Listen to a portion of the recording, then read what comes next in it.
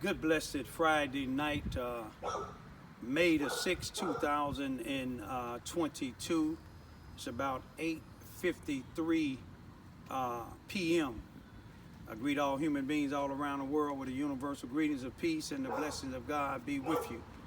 It doesn't matter what your political, philosophical, personal, nor your religious beliefs may be. It doesn't matter whether you're the richest or the poorest person on the face of this earth. It doesn't matter if you proclaim toughest or the proclaim weakest person on the face of this earth. It doesn't matter if you my family, friends, nor my proclaimed enemies. It doesn't even matter whether you like me or anything that I say or do. I come to you tonight with a urgent message. It's a message that you have to pay close attention to.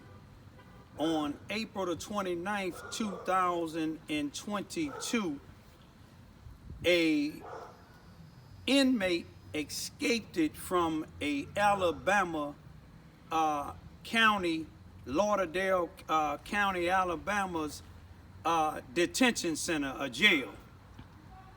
It wasn't just an ordinary inmate escaping, and it wasn't just no ordinary escape. I want you to pay a close attention to it because I'm going to show you a couple of videos. The individual that escaped on April the 29th, 2022, some 7 days ago, he attempted to escape in 2020, 2 years ago. Now, they caught him on that. He was doing 75 years. And he was sent to prison, but he was brought back to this same county jail, I believe about 6 months or so ago, or maybe sooner than that, because he's fighting what they call a capital murder. And those that don't know what a capital murder is when if you get found guilty, you can get the capital punishment. The capital punishment is death. Now, when you look at this particular escape, this ain't a guy that climbed out a window. This guy was escorted out of the detention center. Now, he have 75 years already. And he facing a death penalty case on another case. He brought back from the prison back to the same jail he attempted to escape from 2 years ago. Let me give you a little history on him. You'll see his tattoos. He's white, and it's nothing against white people, but he's a white supremacist. He's a part of a group in Alabama prisons, a gang called the Southern Brothers. The Southern Brothers is just like skinheads or what some of them call themselves Northsiders. Anyway, that they are a racist group. I seen these type of people when I was went through Menard Correctional Center in Chester, Illinois. You see them in some of the prison in Southern Illinois too. But let me show you how this guy escaped. I think the third highest ranking individual at the detention center, I think you got the sheriff. It might be the fourth. I know you got the sheriff, then you got the administrator, and you got an assistant administrator, and you got a jailer. But the assistant administrator, I think she been working there for 15 to 17 years. You're going to see a video. She was going to retire on the same day.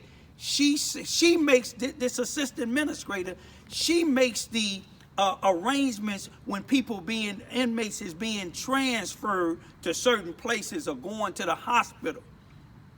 On the day she's supposed to retire now, she said that this guy had to go to court for a mental evaluation.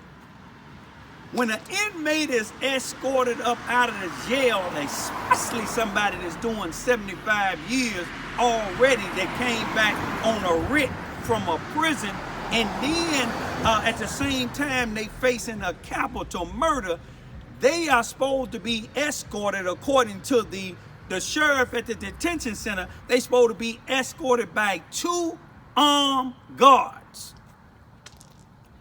You gonna see this female, white female, assistant administrator in a sheriff uniform back up a car into the sally port or into the little garage where she going to pick up the inmate. And when you see the way she did this here, you can know she ain't did this. She ain't help him escape by herself, because being the assistant administrator or not, the people in the jail know the protocol. Ain't no way they gonna let a woman take an individual that's facing a capital murder and doing 75 years already and have a history 2 years ago before he came back from trying to escape from the same jail. Now, their car was found. I think they found something, a car of theirs, after they switched up cars. They found one of their cars in Tennessee somewhere. See, he in the surrounding areas where that Southern Brotherhood or them white supremacists is deep. He could probably come hide here in Charleston, Missouri. You see what I'm saying? Because the sheriff's department don't have no blacks on it there. The police department only have 1 black. Or he can go down to Carbondale, Illinois, where the NAACP might even hide him. They trying to help the police department and the prosecuting attorney cover up the lynching of my son. So they might be able to hide down there. But look at this real good, y'all. Be on the watch out for this guy now. This guy is dangerous. Ain't no way that this lady, assistant administrator, did this here all by herself, because somebody had to open the door. You'll see it with the radio. Somebody had to open the door, and they do this all the time with transportation. They know that she was doing something wrong. See, that jail probably is ran by white supremacists, and they need him out there. You see what I'm saying? They need him out there. Donald Trump probably have something to do with it. If you had National Guardsmen, you had Air Force individuals, Army individuals, police, senators, representatives on Wednesday, January the 6th, 2021, at the White House trying to break in. If you had them doing that, you can imagine what they got in these jails. Just in Illinois, they just got arrested. Feds just arrested, the Department of Justice just arrested a white police in some parts of Illinois who been on the force for 27 years, and they looked at his Facebook thing, and he was a part of a white supremacist group. See, that's going on right here in Charleston, Missouri, but they got help with the blacks here. Some of the blacks. If it ain't y'all, don't worry about it. They got help. They same in Carbondale, Illinois. They got help there with all them blacks, women and men that's running them programs. I'm going to leave y'all. Y'all watch these here things. Keep an eye on this guy. Some of y'all that need a little money, it's a reward out for them. Both of them collectively, it's $25,000. If I see him, I'm going to get both of them. I'm going to take them down. Peace, be still.